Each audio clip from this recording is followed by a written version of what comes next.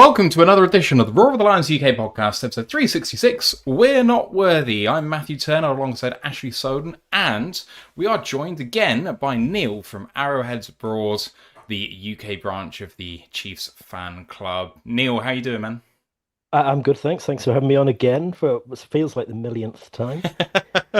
Always a pleasure to have you on, though, man. We always have a really good conversation, although I think, well, maybe this conversation will be slightly different given how the start of your season's been so far. I don't know if that's unkind, but we'll see. I mean, a loss this weekend will put you in a hole that you haven't been used to seeing before. I know the Chiefs have had slow starts in the past, but Our schedule does get easier as the season goes on, and we do get Rashi Rice back next week, which should make a big difference.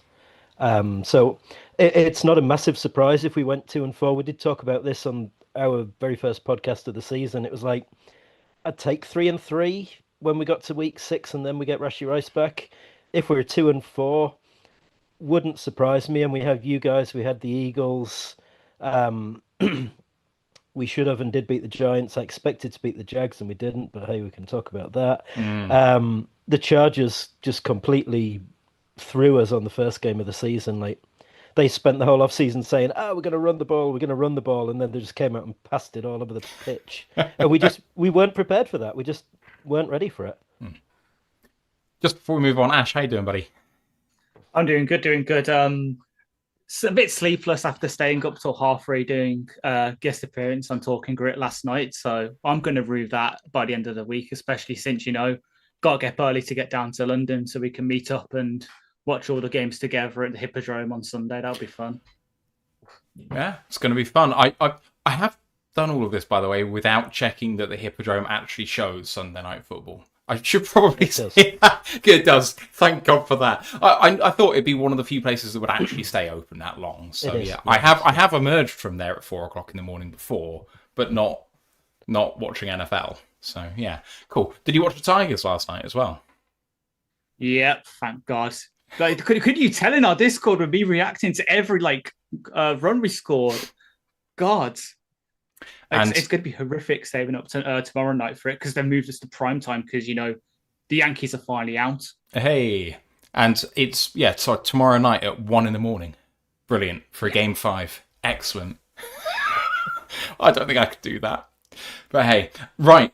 Enough rubbish, because we're here to talk Chiefs Lions Sunday Night Football. We're going to go through all the normal gump we go through after Neil's departed, because frankly, it can go without being said in front of his face because he knows exactly what's going on with this. So, you talked a little bit about the results you've had so far this season. Lost to the Chargers, lost to the Eagles, beating the Giants and Baltimore, and then a loss to the Jags. Almost like role reversal for what we thought the preseason results might be, with the Baltimore one maybe looking the hardest in preseason, maybe Philly. But, such a weird season, I tell you. Kansas City are favourites for this game, 27-20 on, 2-point favourites on the spread, 53 points is the over-under. Like I said before, you have a habit sometimes of kind of starting slow. I think every time we've had you on, you've said it kind of doesn't really matter what happens in September, and maybe even stretching into some of October. The season really starts in the playoffs. Yes. Is there any trepidation that this is the season where that may come unstuck? I don't know whether that's true or not, because actually I think the Chiefs look better this season than they did last year, strangely enough. At least at this time of year. This is the strange part of this season, is that you're absolutely right. We have looked better this season, and we're losing games. And a couple of them have been self-inflicted losses as well. And that's not what we've done over the past couple of seasons. So if there's some trepidation, it's coming from the fact that we've beaten ourselves twice, and then the Chargers just outright beat us. But we beat ourselves against the Eagles, and we beat ourselves against the Jags. Like, we dominated the Jags pretty much the entire game. The game should have been over at halftime, and it wasn't, and we just let them back into it. And then we just had penalty after penalty. Hey, it's a good job the refs are on our side, or we'd really be screwed. Oh, love it. Sorry, I couldn't resist. Yeah. But like against the we had 13 penalties against the Jags, 4 of them on kick returns. It's like, lads, this isn't difficult. They got the ball back on the final drive at the 40 because we kicked off out of bounds. It's like, come on. Like you can't do things like that and expect to win. So Yeah, you'd I surely think, like to have one of the better kickers of all time to, get you into that yeah. position. But hey, it's even the best make mistakes, I guess.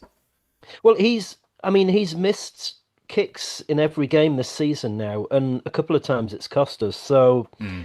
he's been the best in the game, but is he the best in the game now? Is a good question. And you can kind of carry that on to a couple of them. Chris Jones has been one of the best defensive tackles in the game. He has certainly not been this season. He's been average at best. Travis Kelce is clearly distracted by wedding plans. He has lost a step. He's not the player he was. And when you pay in like those two guys, the amount of money that we are, they have to perform to that level of money. And so far this season, haven't really. And that could be a problem as well. I mean, I guess Kelsey's the reason why your bargain basement looking at wide receiver every single year. He has to be the number one. And I mean, just to go to Tyquan Thornton, what a pickup he's been. It's mad, isn't it? Absolutely mad. I mean, he was on our practice squad last season. If you'd said to me then, like, he would be our leading receiver 5 weeks into the season this year, I'd go, you crazy. Like, it's just no chance. But they're making a concerted effort to throw deep. Like, they clearly want to do that. Getting Simmons in, the rookie at left tackle, he has been superb so far. He has been as advertised. Suamati had moved inside. He was a car crash at tackle, but he's been okay at guard. Like he's only played 5 games. He's got better each week, so you can see the progress there. But Mahomes is definitely getting protection now, and so they're trying to push the ball downfield. Worthy was injured for 2.5, call it 3 weeks, and so the only downfield threat we had was Thornton, and they tried taking shots to him, and sometimes it works and sometimes it doesn't. He just looks like he belongs in that offense as compared to Juju Smith-Schuster, who for me just kind of looks like a fish out of water a little bit. Like, he's still somewhat dependable from the slot, but he looks like he's moving through treacle. Yeah, I mean, he's not the player he was a few years ago, but who is? But it, Juju's fine if he's wide receiver 4 or 5. Juju's not fine when we're missing wide receiver 1 and wide receiver 2, and Juju's wide receiver 2. Like, that's not a role you want him in. It's just not his skill set anymore, and that's partly why we've had a bit of a roller coaster to start the season.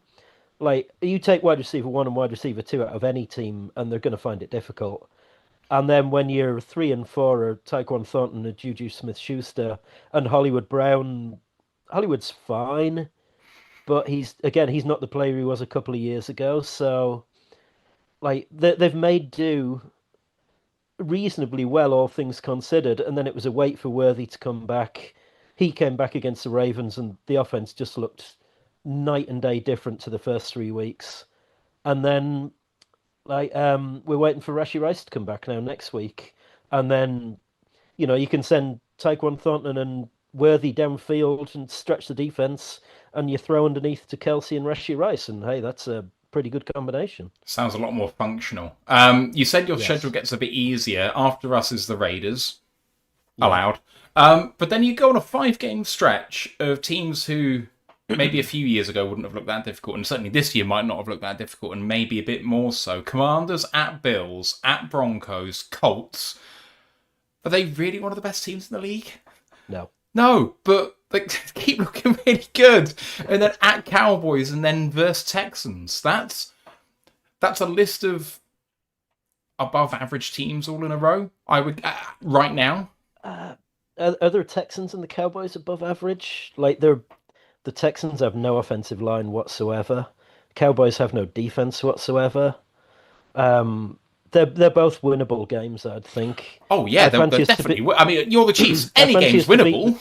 Yeah, I fancy us to beat the Raiders. The Broncos and the Bills will be challenging. I think the Broncos are quite a significant problem for the division this year. They could be challenging for the division by the end of the season. Like I expect them to be very relevant come December time. I mean, if they're not, then no one else is going to be where the Chargers are right now. You know, they're 3-2, but if they win 3-4 more games, I'll be surprised with where they're at the moment. They don't look like a functional team at the moment. No, I mean their offensive line's been decimated. They can't protect Justin Herbert, and if they can't do that, then they're going to have a difficult time of it. The Chargers are charging early this year, is what I'd say to that. Fair.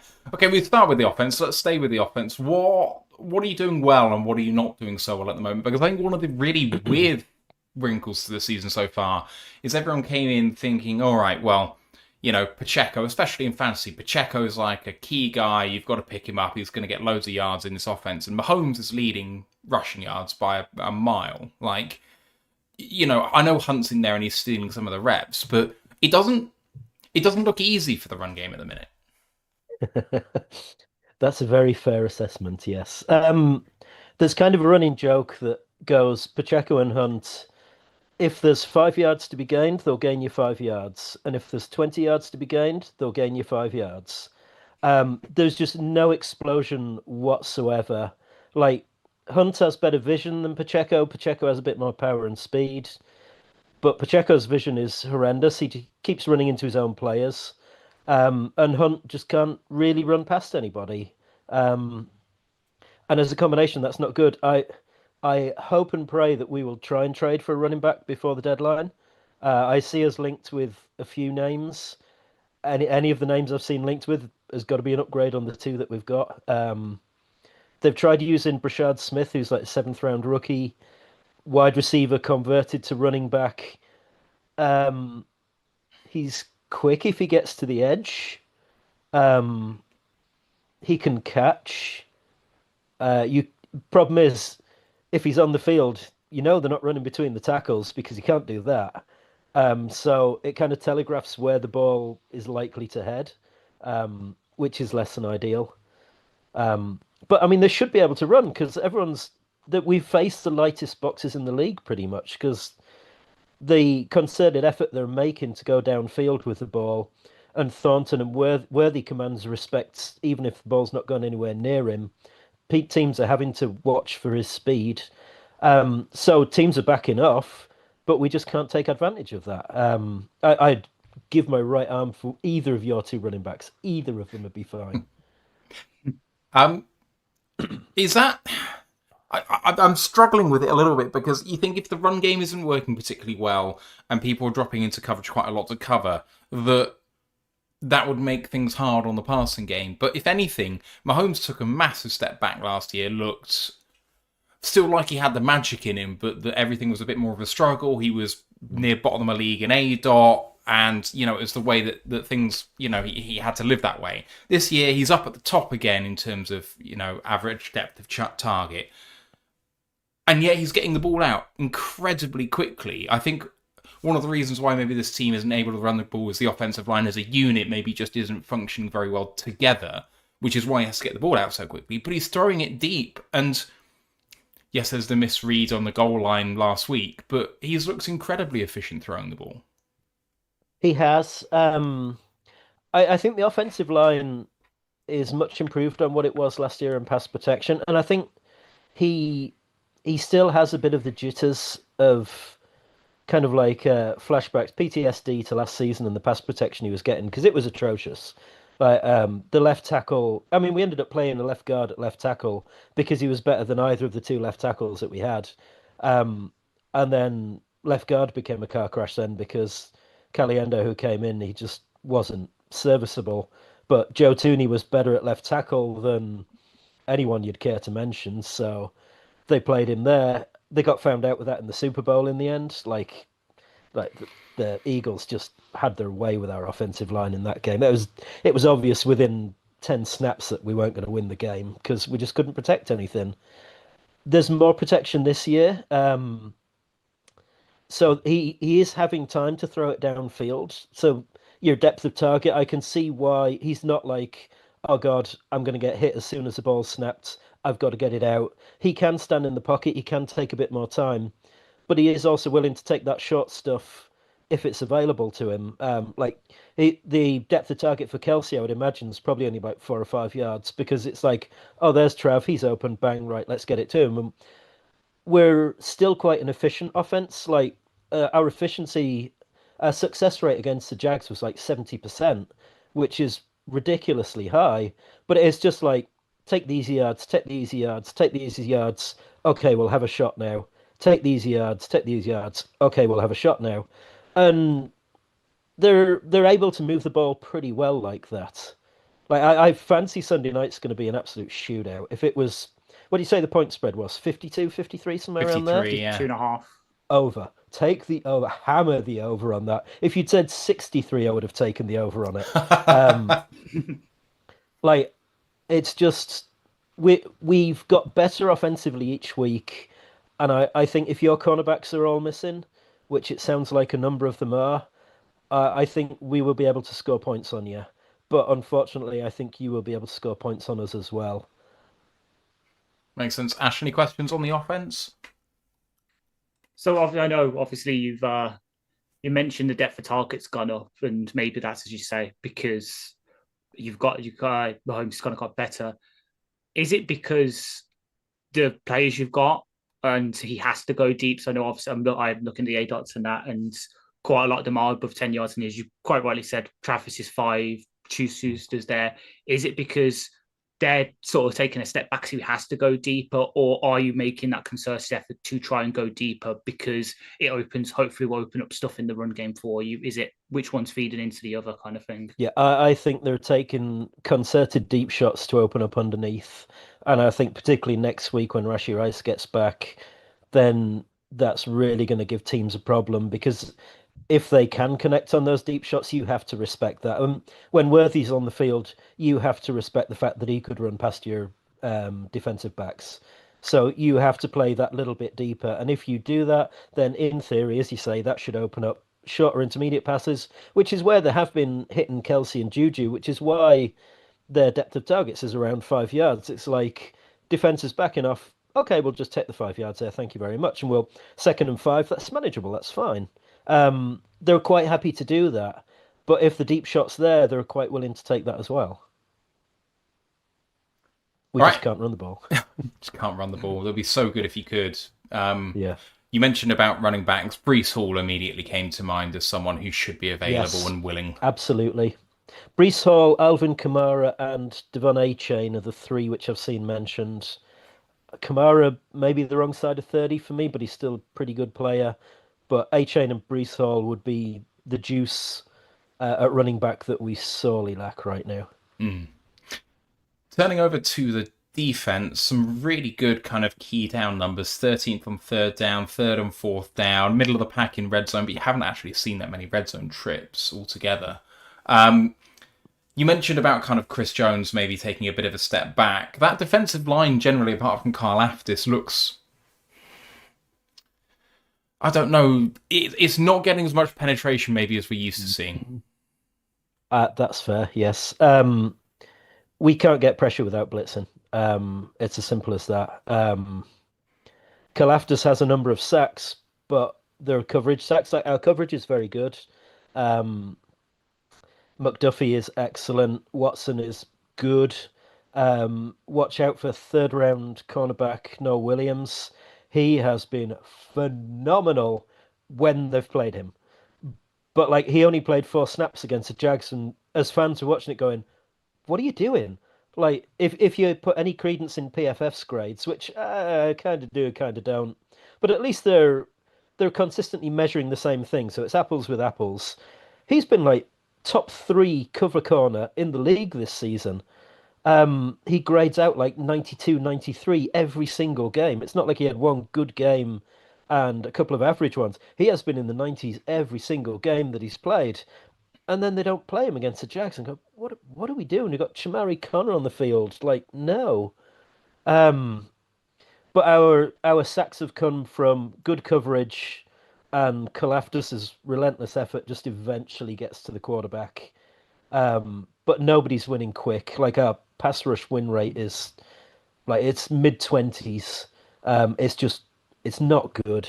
I think you guys are going to carve us up given the opportunity, and I think unless we all out blitz you all the time, which is what we did to the Eagles for most of the game, like I don't know, you're going to get some points in this game. There is a stark contrast in PFF grades between your back seven and your front four. It is actually really quite funny. So when you have a look at the what I have termed other bad grades from the non-featured players, Omeni use 49, Jalot 45, Tillery 44, Naddy 30. I know those are all kind of bit part players or rotational players. Carl Aftis is at 78. Fair enough. Chris Jones at 58, as you've kind of alluded to. But then, apart from Nick Bolton, who I think is an absolute world beater, even though he's only at 58, you've got Chanel and Tranquil, who are fabulous. I think they're fantastic. I think in terms of a linebacking core, that's up there with some of the best in the league as a trio. And then Cook, McDuffie, Watson, you mentioned your third round rookie Williams as well. It's just kind of funny that you're being bailed out in that way because it's such a hard way to live. It's not sustainable. And that, again, going back to the trepidation about the season, like when you come to the playoffs, you need to be able to rush the passer and you need to be able to run the ball. And at the moment, we can't do either of them. So something has to change between now and the end of the season. Now, Spags' defense does get better over the course of the year. Every single season, without fail, he'll be trying things now, which he has no intention of doing in January, just to see whether the guys can do it. And a few times the answer has been, no, they can't. That's fine to do that in September and October. Kind of after the bye week, then Spags will get serious and kind of start dialing up his A games. But for now, there's a bit of kind of testing the waters and seeing what guys can do. And at the moment, kind of not a lot. And yet, like, we haven't conceded a huge amount of points, really. We've been kind of bend again and bend a bit more, but maybe break. Like, it's just been a strange season. Really, really strange. Yeah, the most you've conceded was last week against the Jags with 31, and as you kind of alluded to, pick six. Yes, yeah, absolutely. And otherwise, 27, 20, 20, and 9. So, yeah, really not very much at all. The Lions' offense averaging 36, 35.8 or something like that, I think. Is that right, Ash? 34.8. 34.8. Close enough. First in the league. What are you susceptible to? As like you say, you're not really conceding a huge amount of points. Let's talk about the Jags game because it's the most recent. How, apart from beating yourself a little bit, Trevor did see some success in the game moving the ball. He obviously had the fumble at the goal line where he was diving for it, and what a terrific play that was by your defense. So in some ways you get away with it there, and then Mahomes gives it back, and it was a very back and forth game with both teams almost trying to lose a little bit. I mean, even when you scored late on, I was like, there's too much time on the clock because Trevor looks better. Like, I don't think there's any doubt about it that Trevor has kind of arrived finally a little bit. How a little bit, yeah. Trevor isn't him, as it were. Like, I don't think Trevor's going to win the Jags the Super Bowl anytime soon. But I was surprised at how well he played. There was one throw on that final drive where the cover two beater over the corner. Exactly, yes. And he absolutely dropped it in a bucket. And he had someone in his face as he was throwing it. And it's like, okay, fair play. That was a fantastic throw. Teams have had a bit of success play action and then running deep crossing routes against us. If you can get you guys in behind our linebackers and in front of our safeties, then our linebackers are good, but not the greatest in coverage. So I can see like St. Brown having a monster game from the slot, just running those routes over and over again and just like find somebody who can pick him up. Because so far we haven't managed to pick the Chargers absolutely killed us with the same route just over and over again because we just had no answer to it. So there's a path to getting around the defense. I suspect Spags will just have to blitz and blitz and blitz because other things aren't working. We've been pretty solid against the run. apart from the one long run for the Ravens, which was in garbage time against our second, third string defense. Um, in each game, we've been pretty solid. Like nobody's really broken any big ones against us. Um, I'm sure Gibbs and Montgomery will get theirs to an extent, but will they kind of be the game deciding factor? I don't think so.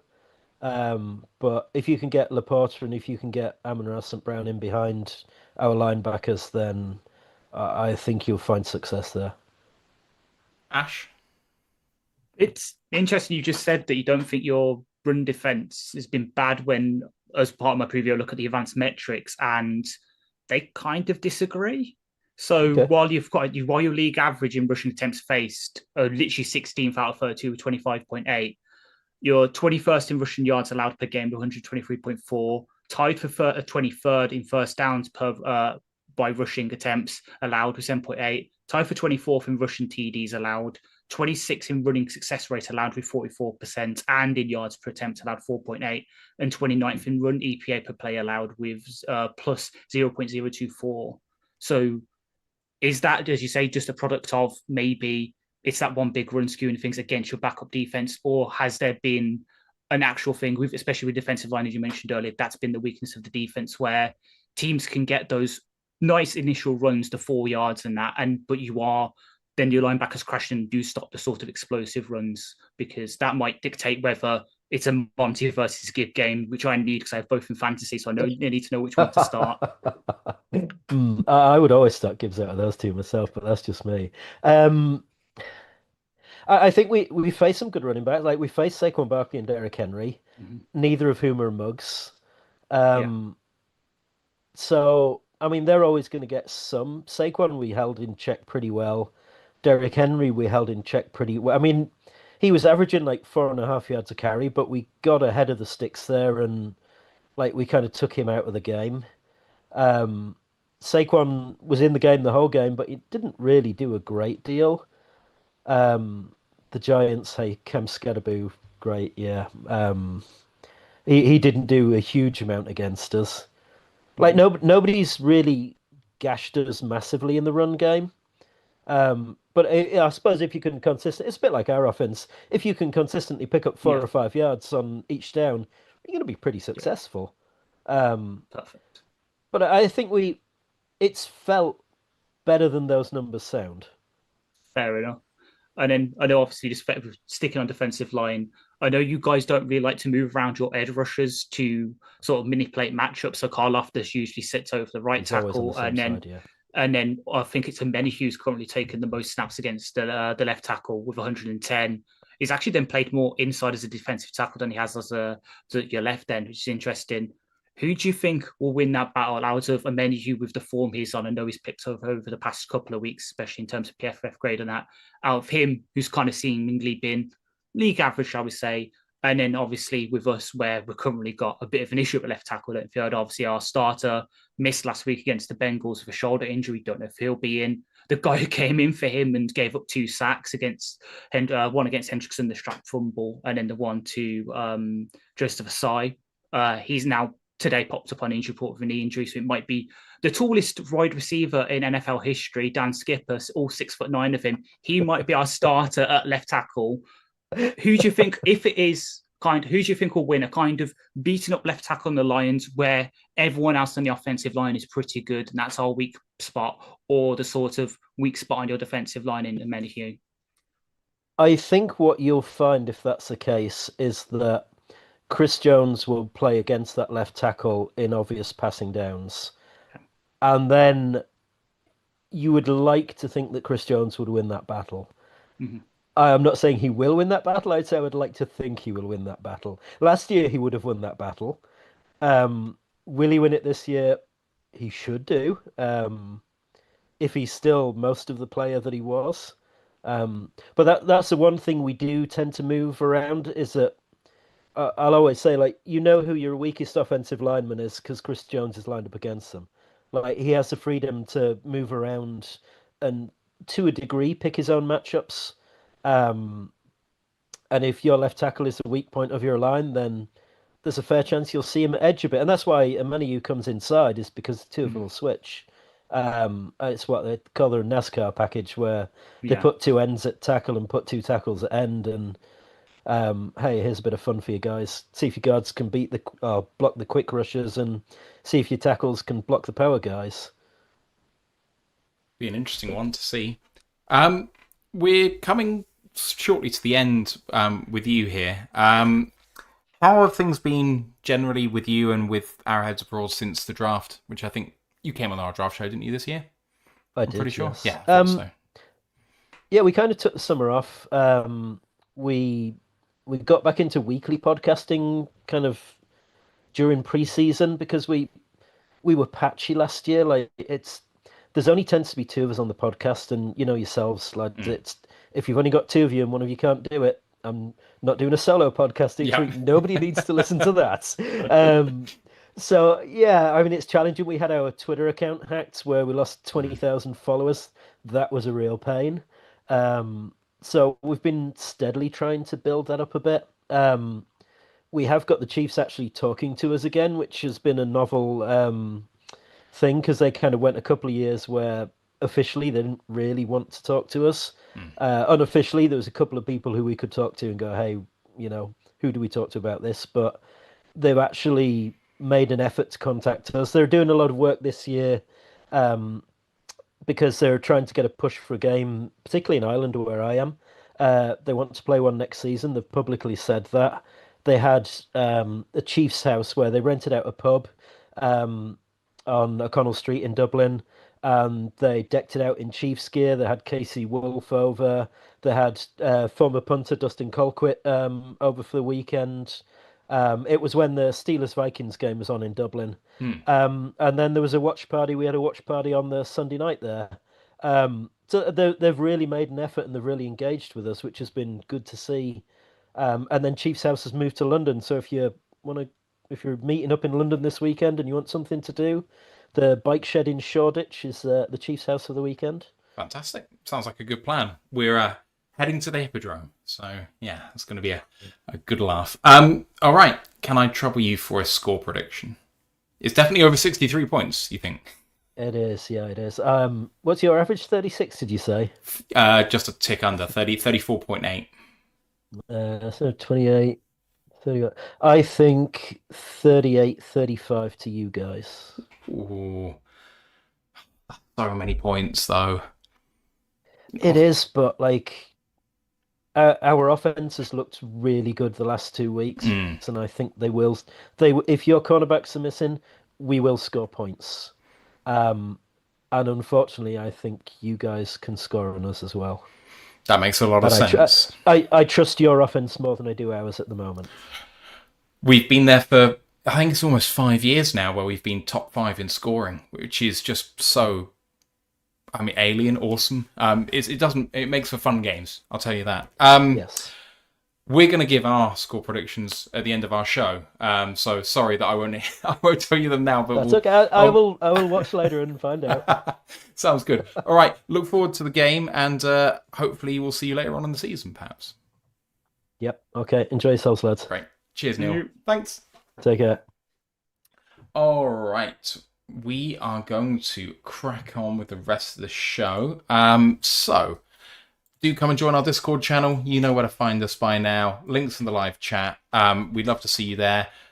Just a quick note, no play-by-play stream this Sunday. As mentioned, we're in London hosting a watch party for the game. Unless one of us doesn't go and does a stream by themselves, which is a possibility, I guess. Too late. I've already put my coach tickets in a non-refundable. So Me too. Me too. But there we go. Yes, College Football Podcast aired a couple of hours ago. If you're listening to this on the audio pod, it will probably go up on the audio pod after this. But if it's on YouTube and Twitch, it was on before. So go and check that out. Looking back at last week and ahead to this coming week. Like the episode, sub to the podcast. You guys know what to do. Injuries. Terrion Arnold.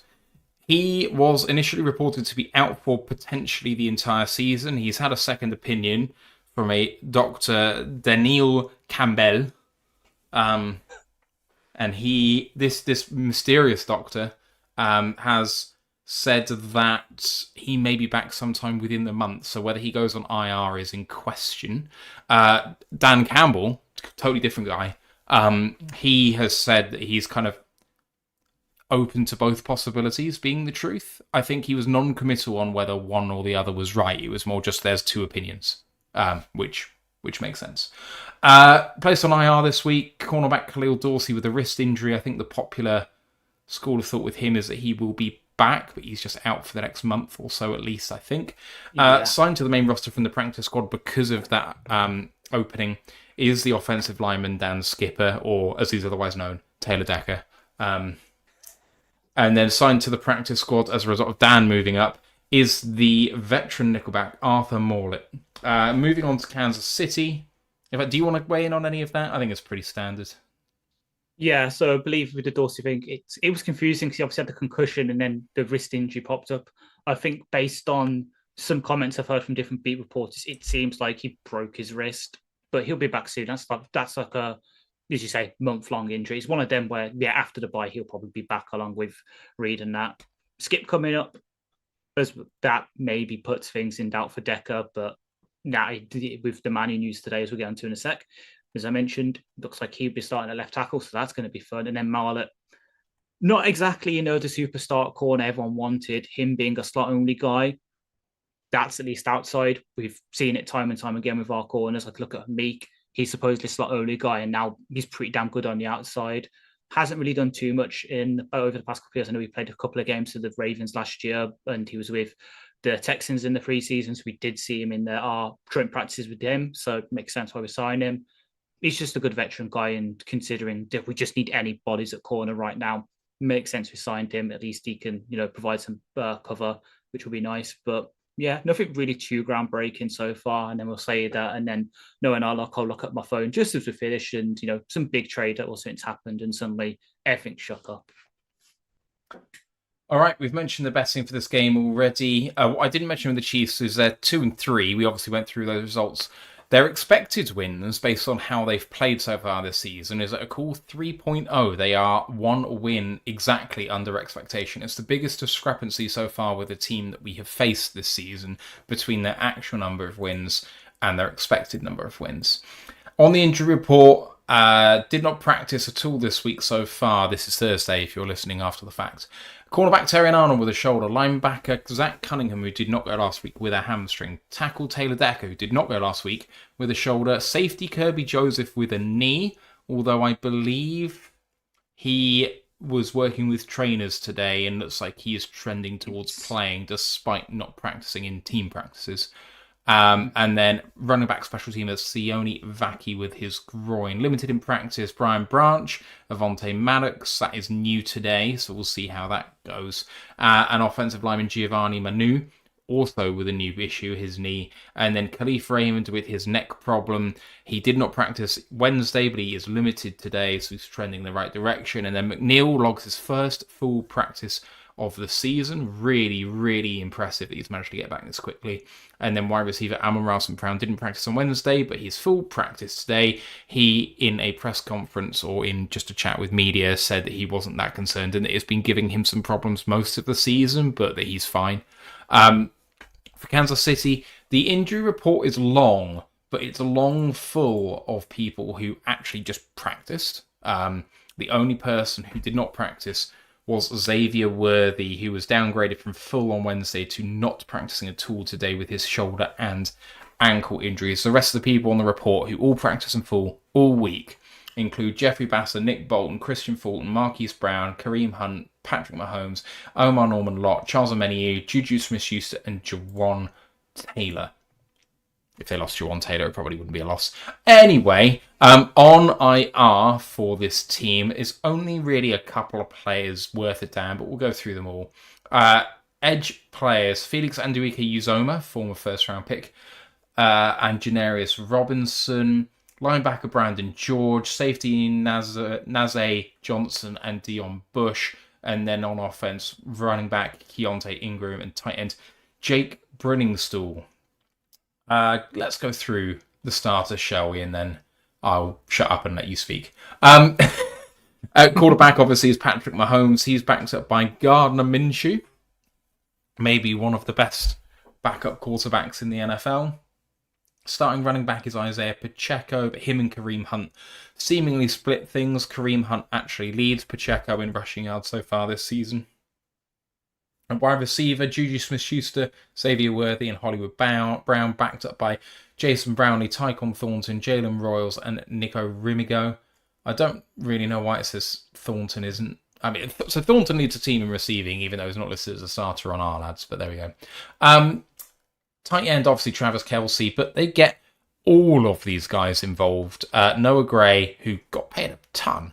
Robert Tonyan, former Packer, and Jared Wiley. I'm pretty sure I saw them all make plays last week against the Jags in some form. And then the starting five on the offensive line, Josh Simmons, who quietly has maybe been the pick of round 1 this season, I think. He's been right up there at left tackle. Left guard, Kingsley Suamataia, who we heard about earlier from Neil. Creed Humphrey at centre, who's maybe the best centre in the league if he's not as bloody close. Right guard, Trey Smith, who's been fantastic. And then right tackle, Jawan Taylor, who, when he's not full starting, is a conveyor belt. Back up on the offensive line, Wanya Morris, Mike Caliendo, and Hunter Norzad, and then Jalen Moore.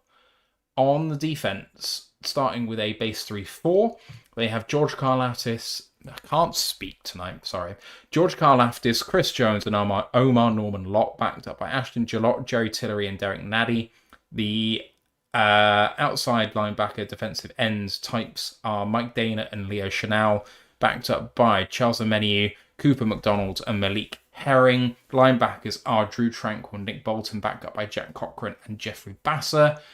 Outside corners are Jalen Watson and Trent McDuffie. Nickelback Chamari Connor. They're backed up by Noel Williams, Christian Fulton, and Joshua Williams. And then safeties, Jaden Hicks, Brian Cook, backed up by Chris Rowland Williams. Of course, they play a lot of nickel, as a lot of teams do. I like Trent McDuffie as a nickel. I really prefer him as a nickel over an outside corner, but he's done fantastically well there too. I think when they do go to 4 down linemen, that they just sub out. I can't remember. Is it Tranquil? No, it's not Tranquil, is it? I don't know. Anyway, sorry, never mind. Special teamers. Punter, and definitely not in any more trouble anymore with what happened with him in college, Matt Araiza, formerly of the Bills. Mm-hmm, yep. Cute. Kicker Harrison Butker, who doesn't hate women, and long snapper James Winchester. Sorry, all I'm saying is that a lot of these people have some sort of like historic problem. Anyway, I'll have a look through the practice squad just to see if there's any people who spark something in me that they might be coming up for this game. They've got Marlon Tuipulotu, who I kind of liked at one point or another. Broderick Martin is on this practice squad. Zach Pickens, who I liked somewhat. I think you were a particular fan too. Yes, Clyde Edwards-Helaire, obviously former first-round pick of this team, is now on the practice squad. Yeah, I'm going to sit back now and just let you talk. What do you think overall about this Chiefs team? It's so hard to judge them because they've got this reputation of being, the best team in the league or this dynasty, and yet there are issues with them. Like as you mentioned, they're good stuff. There's good stuff about them. Like Mahomes, when he's on, is the best quarterback in the league. Their center and right guard are up there as a tandem, like the best on the offensive line. Like Creed Humphrey currently is graded as the best center in PFF. He is the best center in the league. Not even close now because Kelsey and Frank have gone. And Trey Smith, they think they made the right choice paying him because he's so good. A 6th-round pick for him to sort of turn out to what he's been. That's what we want out of Mahogany. So I mean, it's worth mentioning that Trey Smith fell to the 6th round because of serious injury concerns rather than not being a good player. I think when the 2021 draft was coming around, he was regarded in terms of talent as like a late 1st, early 2nd round pick, and he just tanked. Same Mahogany. Yeah, exactly. So I think, to be honest, I think his pedigree is probably slightly higher than that. Yeah. Yeah. Yeah, but they're good. Simmons, I managed to hold it in. I predicted it. I even asked our guest on the draft stream, what do you think about Josh Simmons? Like, do you think he'd be a good pick? No. And yeah, he has turned out to be one of the best picks, definitely in the rookie class on offensive line. And in that first round, he's up there with, Jihad Campbell, who obviously will forever be tied to him because of the trade that happened. Great pick for them. So Mattia doing better at guard than he did at tackle. That's good. Maybe he fits his profile better. That's good. John Taylor, well, as you say, penalty machine. Let's see if he can actually, line up properly this time. Just to say, in terms of penalty machine, the Kansas City offense has conceded 21 penalties this season. He has 8 of them. And a further one that was offsetting. So he technically has 9. He is just not good. Like, I can't remember. I have the stats in my preview. But yeah, he's not good. And that's without, obviously, the fact that if he doesn't get a penalty, he does allow a lot of pressure. The wide receiver room, it doesn't have an alpha. I think I termed it in my preview as like the post Calvin Lions offense where they spread the ball around. So Smith-Schuster, Xavier Worthy, Hollywood Brown, and Tyquan Thornton have all got over 20 targets on the season. And they move them around. All of them have spent between 35 and 45% of their snaps in the slot. They don't have a recognized slot receiver right now because he's suspended for things. And that is not, I'm not going to comment on the legal stuff, but I think it's a bit disgusting that they were saying free Rashid Rice when he did stuff and there's a reason he was suspended. There is they've also got Jalen Rose, who had some draft pedigree, but I think he's been injured. He hasn't really played too much. He's another one of those sort of speedy guys that if he's healthy, he could do some damage. But there's nothing to be like scared of. Like, okay, Xavier Worthy is their best receiver, but he's carrying that lingering shoulder injury. Is he going to be 100%? I don't know. Will we match up our Pitbull, I believe, as Shep called him today, and Meek Robertson on him and get a bit physical with him? Will he be able to handle that? I don't know. Smith-Schuster and Hollywood Brown, they're big names, but are they really up there anymore? No. Tyquan Thornton, streaky, who's got good players, has had bad players as well. There's nothing to be scared of in their receiver room. And then because of that, they have to offset that with using a lot of 12 personnel. They've run it the 8th most in the league, I believe, with about 40% of their snaps, because they have to sort of get these playmakers on the field. Kelsey's lost a step. Noah Gray's good, but he's not exactly great. Bobby Tonyan, been there, done that, collected the entire NFC North. And then Jared Wiley's good out of TCU last year. He's okay, but he's their number 4. Nothing to be worried about in terms of them as well. And then obviously we've mentioned their running back issues. Time and time again, they've been searching for one ever since Kareem Hunt left the first time. Drafted Kyle Tlair in the first round, and now he's sitting on their practice squad. They got Elijah Mitchell in from San Francisco. He hasn't done too much for them. I really liked Brashard Smith out of SMU, as you said, as our guest quite rightly pointed out. Converted receiver. He's their 3rd down running back right now. Basically, again, tick it off the bingo sheet. I'm mentioning it again. He's basically their Theo Riddick. He can do some pass protection, but he's mostly there as a pass catcher. He does telegraph their plays if he's on the field, though they might use that against you. It really is Hunt and Pacheco who run the ball, but they're not exactly great. And yet the defense, I know. Oops, go on. Just some breaking news. Brian Branch is going from MRI on his injured foot. Not ideal news. That is not ideal at all. Great. That does change some things because we were already looking bad in slot. We've wanted it out. We'll get to the impacts of that later, I think. Yeah. Sorry to interrupt. Defense. Yeah. It's fine. No, that was needed. That was a needed interruption because that does change things. As for their defense, I know our lads list it as a 3-4 over. The way they play it, it's not. It's basically like our defense. It's a 4-3 over. So Carl Laftis, Gillot are their kind of Alkani Mohammed, their rush ends. Carl Laftis is good. Gillot, who everyone that's listening to the podcast knows I really liked in the draft. He hasn't played too much for them, hasn't really hit the ground running for them, unfortunately. They're good. They usually face up against the right tackle. Left tackle, so I know Mike Dana is listed as a starter. It's a Medi who's played the most snaps. He's okay. Dana's really bad. I think he's listed 99th out of 111 qualifying edges on PFF. Not exactly great. Chris Jones has lost a step. Omar Luman, who I know will probably be active for this game, he's over his injury. He's a good pass rusher. not really good in run defense. Jared Tillery, same. And then Derek Nardi, who's their rotational nose tackle guy. He's okay, but he's nothing special. League average nose tackle. Linebacking crew is really good. Bolton, Chanel especially, and I will forever be using Crowley and Chanel, I think, until the day he retires, which pains me. Nick Barnes really good though. Drew Tranquil as their sort of Alex Anzalone playing the wheel. He's good. And then backed up by Jeffrey Basser, who they drafted out of Oregon this year. So they're working him in. They've got a good linebacking core. And then the corners we've gone through, they're okay. Like Trent McDuffie, I do agree, might be better in the slot, but he's also their best corner, so they have to play him outside. And then they've got Christian Fulton, who's got some pedigree there. Joshua Williams, who I know Ant really loves as a former HBCU product. He's good as well. Noel Williams, I agree they should be playing him more. If they do play him more, this is the week to do it because he has the athleticism and the speed to match up with JMO. Think your Nate Wiggins a couple of weeks ago with the Ravens, how I said they should match him up if they want to beat us. They didn't. Look what happened. Safety room's good. Brian Cook, I really did like. Jaden Hicks has come on as a 4th-round pick from last year.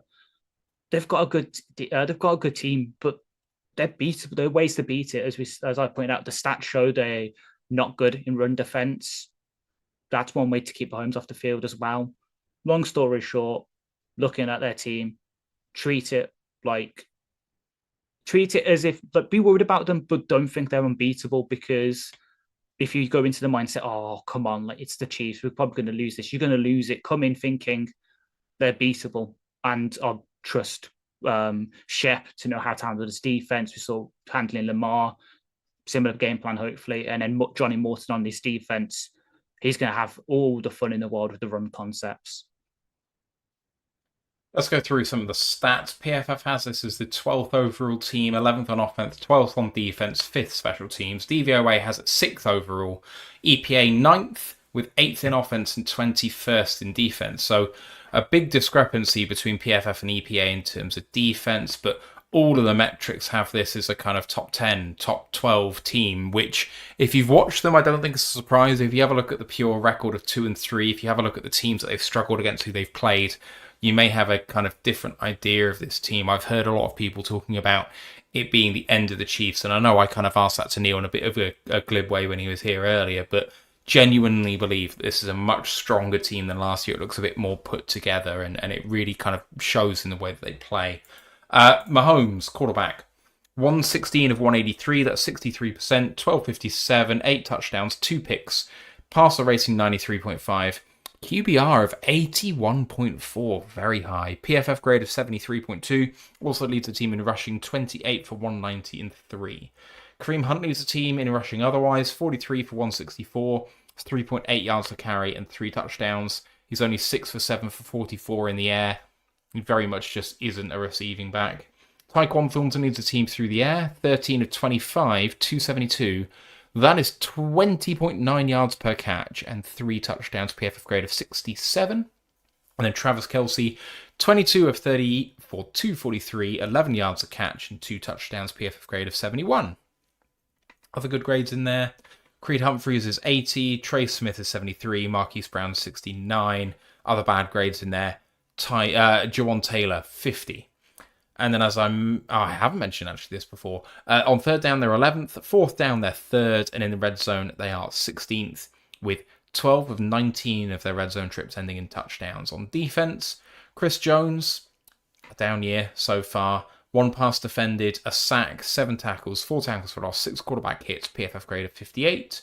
Carl Laftis at the edge, a pass defended and a fumble recovery, 3.5 sacks, 20 tackles, 6 TFLs, 12 quarterback hits, a PFF grade of 78. Nick Bolton's the leading tackler on the team. At linebacker, 2 passes defended and a forced fumble, 46 tackles, 3 TFLs, 1 quarterback hit, and a PFF grade of only 58. Trent McDuffie on the outside has the most passes defended, 1 interception with 6 passes defended, 20 tackles, and a PFF grade of 76. And then I've got B. Cook. Is it Brian? Please tell me it's Brian. Yes. Cook. Thank you. Yes. Who I really think is a very, very good safety. 2 passes defended, 18 tackles, a PFF grade of 76. Nothing flashy, no picks, no, blitzing for him, TFLs, quarterback hits, anything like that. It's just a damn good coverage safety. Other good grades in there: Leo Chanel 78, Drew Tranquil 75, and then the cornerback Justin Watson 72. The worst grades in there, I mentioned all 4 of the rotational defensive linemen, but there's also the safety Jordan Hicks with a 52. And then, as I mentioned before, 13th on third down, 14th on third on fourth down, and 16th in the red zone, giving up 9 touchdowns on the 15 trips allowed. Ash, statistically, Mahomes, he is doing very Mahomesian things. I think he's third or second in terms of passing attempts in the NFL so far. 63% completion is very handy. Throwing the ball that often, you may be putting it at a bit of risk, but 8 touchdowns to 2 picks is very handy. And then such a threat with his legs, which he showed against Jacksonville. He had a zone read 10 yards out that he managed to take to the house. And, there's only very few quarterbacks who can actually go for multiple rushing touchdowns in a season, and he's definitely a guy who's always going to be a threat with his legs, and especially with a lack of rushing threat from elsewhere. That's such a powerful thing to see. And yes, Kelsey hasn't looked like himself, but he's still got 243 yards a quarter of the way through the season with 2 touchdowns. It's a down year for him. It's still a damn good year for a lot of tight ends in this league. He's just not, living up to his grade. Otherwise, we talked about wide receivers before. It's kind of a bit lacking across the board. Some with injuries, some with incarceration. Not incarceration, being banned, sorry. Should have been incarcerated. Anyway,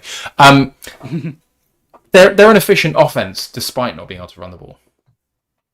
Yeah, and one key metric that stood out to me when I was really looking to the team is the fact that of their 4 main receivers right now, 3 out of the 4 of them currently have plus completion catch rates over expected. So Xavier Worthy's at nearly 3% over its expectation. Tyquan Thornton's at nearly 6%. And then their worst receiver according to PFF, Juju Smith-Schuster, has got one that's nearly 8% over expectation. The only one that doesn't is Hollywood Brown, who's around literally where he's supposed to be. He's at minus 0.08% over expected. So they're efficient. They get good success rate as well. So all of them are at least 40% success rate in their receiving, which is not too bad, And they do, and they've all got positive EPAs as well. This is not like where a couple of weeks ago with the Ravens, where it was Zay Flowers and then they had no one else. It's the complete opposite, where they've got 4 guys that do. They all contribute a bit. They all contribute a bit, and that's just looking at the receiver room, which is why the news with the secondary scares you a bit, because if it was just Mahomes and one of these, you might be a bit in trouble with the secondary, because we don't have DJ Reed, who was the one that locked down Zay Flowers. DJ Reed, who really took Jerry Jeudy out of the Browns game, and when he was there, and really made it hard for them to pass the ball. Mahomes will be able to spread the ball around against our secondary, and that's without even considering the impact that Branch potentially being out will have. It's gonna be hard, and considering how we like to play, especially, it's gonna be hard to do. But there are ways we can win. So the only place that maybe, according to the stats, that the Chiefs have a real advantage is in the intermediate game, because Mahomes currently, when he's throwing between 10 and 19 yards downfield, 64% completion rate, 12.2 yards per attempt, 64% success rate. Well, for us, we're allowing 60.9 completion rate in that, nearly 10 yards an attempt allowed, and then we have 39.1 success rate. He could really target there, which is weird because that's not the deep passes, but because they have that threat of 4, well, definitely 2 receivers, potentially 3 who could all go deep. It's the Jameer effect times 2, because both outside of these can go deep. That means we're going to have to play a lot of cover 2 and cover 4, which then will open up the stuff for Kelsey and for Juju underneath. They're going to be matched up a lot of the time, potentially now, against Campbell, Anzalone, Barnes, and while they're definitely having great seasons, especially if it's Travis Kelsey against Jack Campbell, that's advantage Travis Kelsey even on a down year, because Campbell's good, but is he able to keep with Travis Kelsey? I don't know. Is Derek Barnes, if he gets matched up against Kareem Hunt on the 3rd down, will he be able to do stuff? I don't know, because Barnes is great, but he's best in run defense and pass and blitzing, not in coverage. Their advantage their offense will have But looking at the other way, we'll have advantages as well. As we mentioned, Josh Simmons is doing good at left tackle, but has he came up against a Hutch yet? I don't know. Like, the closest you probably got is the Philadelphia Eagles game, but they're having a down year on the defensive line, especially in terms of edge rushers. We'll be able to exploit that. Juwan Taylor on the other side, if we put Hutch there, if we put AQ there, will he be able to keep back the pressure? I don't know. So it's going to be very much a defensive line kind of performance, like what we saw with the Ravens, but we're going to have to modify the QB spy that we did there, because that was a new wrinkle. They'll have tape on that now.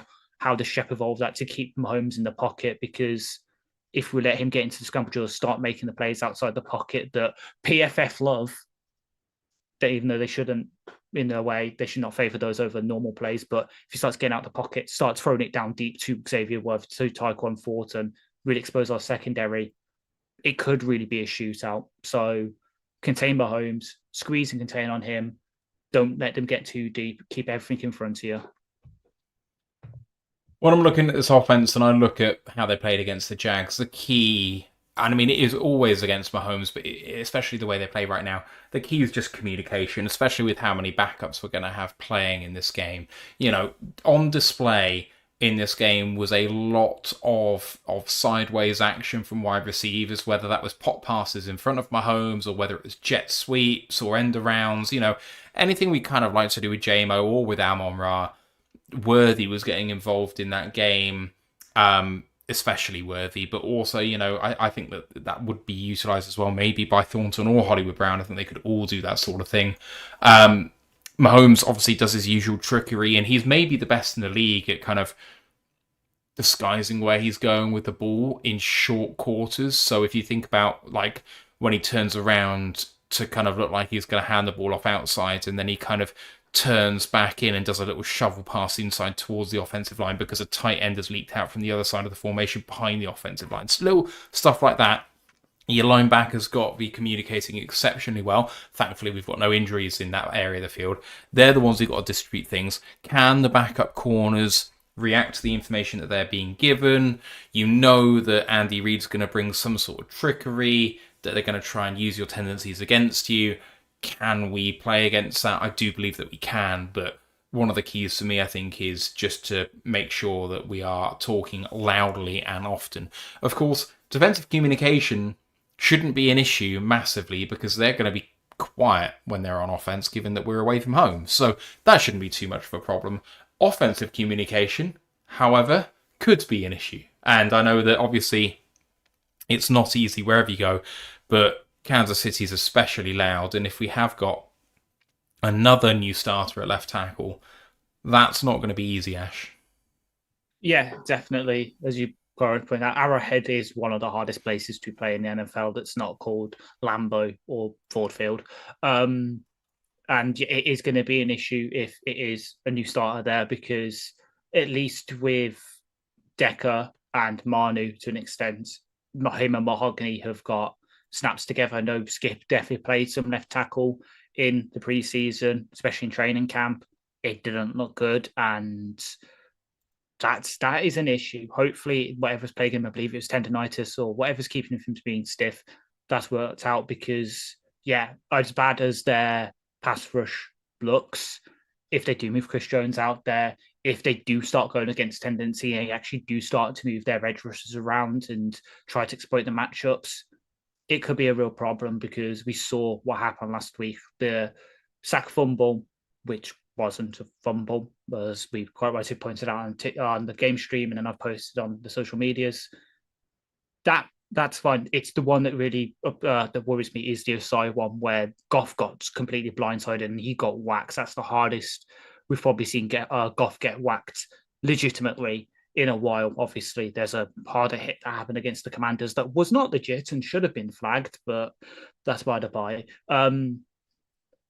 The best way for us to exploit that, though, maybe is to do the sort of game plan we had against the Ravens, where focus on the run, because they don't face that many runs. As I say, they're league average for runs faced, but the metrics say they're not good at it. And when you've got two of the best running backs in the league right now in terms of the EPA, Virginia rate and the success rate, Gibbs and Monty are both top 10. it's a good way to sort of keep things easy for the offensive line, make sure we're still in for, if we do get to third downs, the third are manageables, and we should be okay. And it's exploiting the coverages that the Chiefs give us. If they do sort of worry about Jabo, start playing a lot of cover 3, cover 4, try and keep everything in front of them, that open up stuff for Laporte and Amon-Ra. If they focus on them, which maybe they will do because Laporte had his big game last week and Amon-Ra's Amon-Ra, that might open things up for JMO Deep or Tesla. If we play him a lot more, let's say Khalif doesn't go, could be a breakout game for Tesla. Get the ball out quick, run the ball. Just don't give whoever's at left tackle the opportunity to have plays that might impact it, because it's like with the corn, like we've mentioned with the secondary. If you're playing a backup there, their bad plays are going to get magnified, even if they hold it for 60 out of the 65 snaps. It's those 5 snaps that could change the game. So don't give them the opportunity to have those 5 snaps to change the game. Many thanks to TJ for the $5 super chat. Says Lions have to beat the Chiefs. They can't let the Jags one-up them. I'm not sure the Jags are going to be front and centre of their mind apart from how they played last week against this team. But point taken, you really don't want to have the Jags have a win that the Lions don't. I do think this is potentially an easier game, at least on paper, than some of the ones that we got coming down the stretch, like against the Bucks or that sort of thing. Regardless of that statement, this is going to be a tough game. And if I have a look at how our defense is going to have to play against their offense, I'm really torn. Because in some ways, I kind of think about what Neil said about light boxes and about their struggles in the run game. And I'm like, you know what? Playing coverage is just smart. Don't rush too many people. Maybe have a spy on Mahomes every now and again. I think that the Lions did very well actually in adopting a spy last week and it working very, very effectively and against Lamar Jackson. So, you know, can you rush 3 with Derek Barnes behind them, kind of just mirroring Mahomes and otherwise kind of flexing out in coverage if he needs to, and then just dropping 7 or maybe even 8. And then part of me thinks, yes, but when you have so many backups playing in this game, you know, it could be no Branch, no Terrion, no Avonte Maddox. You could be rolling with Rock Ya-Sin, Amik Robertson at corners, Lawrence Strickland at nickel, maybe, and then Kirby and Thomas Harper at safety. I mean, fuck knows, that's worst case scenario, but that really could happen in this game.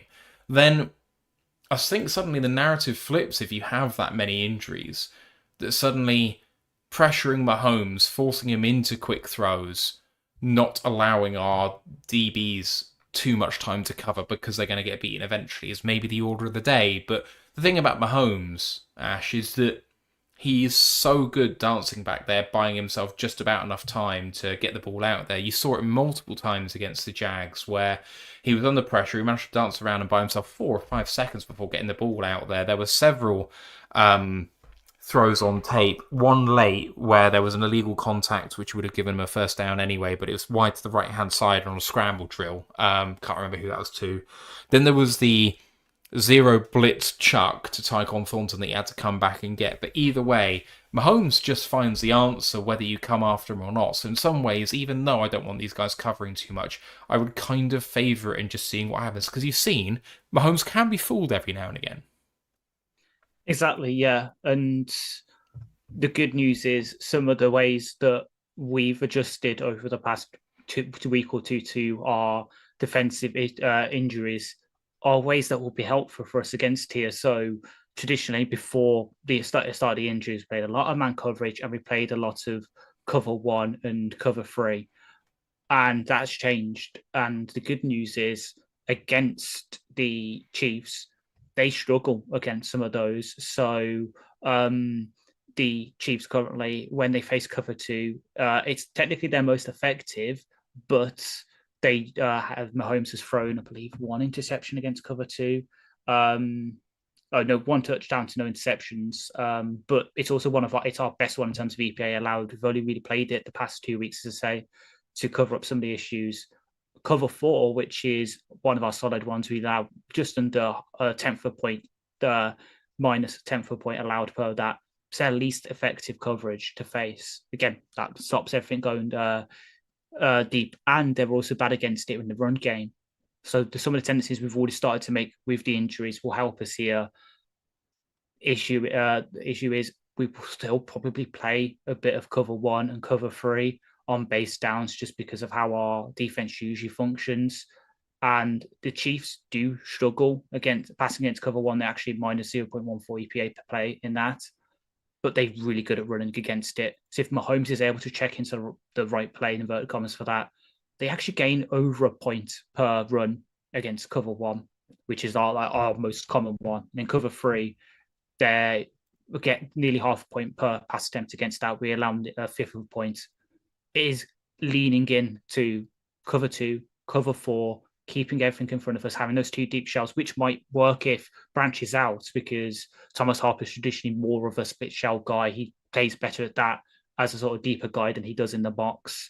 At least what I've seen out of him with the Raiders. Him and Kirby doing the two deep shells, and then you have everything in front of you will work. And then you're blitzing. So if we do it at the right time, it could work. So I believe that when we do cover zero, so man blitz, send everyone cover, but the people in coverage minus a point EPA allowed per time we do that. So it's doing it selectively, perhaps in the red zone where Mahomes is very much either first read or scramble. Blitzing him could work there, but it is about getting the sort of consistent pass rush we've got against Lamar, where everyone keeps their gap integrity, but you slowly constrict it, because if you don't give Mahomes that space to dance and he has to start trying to find a run lane, it might work. It might run himself into some sacks. He will still get some plays off for sure, because it's impossible to stop someone as good as him, as we saw with Lamar. But if we can just restrict him enough and force some bad plays out of him,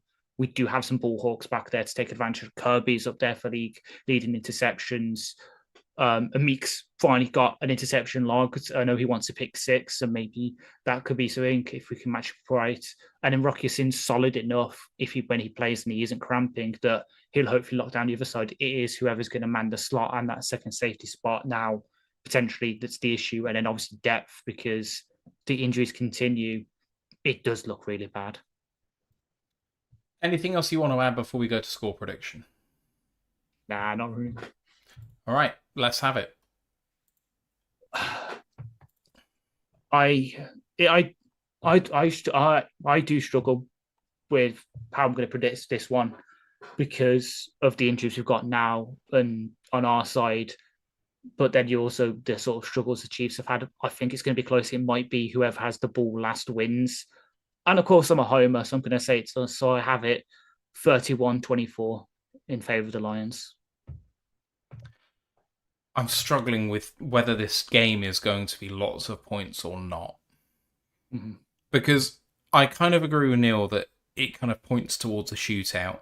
But I think our defense has been good enough that I don't think it has to be. And I think our run game has been good enough, and they don't give a huge amount up on the run, that I kind of think we naturally play the possession game and reduce the number of points that are in a game, despite the fact that we score a lot. Yeah. I just think we're efficient when we have the ball. We just slow down the scoring rate, even then. I'm going to go a little bit lower than a lot of people. I'm going to go 28-24 Lions. Yeah. But yeah, still going to be near the over-under, but just a tick underneath, but we shall see. Not going to talk about the rest of the week's upcoming games. I just don't feel like it, if I'm honest. Fair. We'll cover that up another time. Maybe we'll just put a post up, perhaps.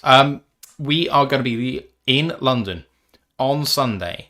If you are in the UK, if you are in London, or if you want to join us there, we are going to be doing a live meetup after the Tottenham game in the Hippodrome Casino in Leicester Square. We're going to be there from the start of the 1 o'clock slate, 6 p.m. in the UK, until the end of Sunday Night Football, which should be about 4:30 in the morning. So it's going to be a long session. It's going to be heavy because it finishes at 4:30. No hotel needed, unless you really want to sleep in. I'm getting my coach back at 5:30 in the morning, so I'll try not to get too wasted. But it should be a good laugh. So if you want to come and join us, you can find us on Discord. The link's in the live chat as I put it in at the start of the show. It's on the audio pod if you are listening to us there. You can find us on our social media platforms on Twitch and Facebook and what have you. So just get in touch on emails. We'd love to see you there in person for a little hello. and hopefully we'll have a really fun time and be able to watch the Lions win in person. You know where to find us otherwise. Ash's preview is going to be up on the website, rotluk.com, imminently, so do go and check that out. Ash, thank you for doing this for me, as always. Thank you to everyone for listening, to Neil for coming on and being a great guest once again. Hope you all have a good rest of your week. We will not see you on Sunday, but we'll see you for a breakdown shortly after that. For now, we're leading the NFL. Can we extend that? Let's go Lions, one pride. One pride. Recording stopped.